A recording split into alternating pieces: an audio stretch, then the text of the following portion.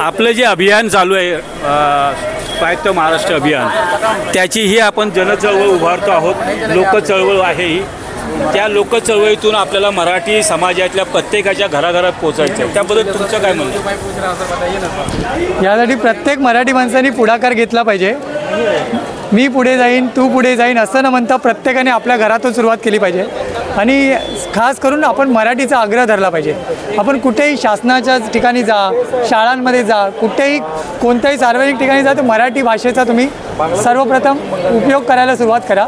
त्यानंतर मराठी आपल्या नोकऱ्या असतील, व्यवसाय असतील, उद्योग असतील, तिथेही सगळ्या मराठी लोकांकडूनच करून घ्या. म्हणजे एखादा उद्योग असेल तर मराठी व्यावसायिक मित्राबरोबर करा.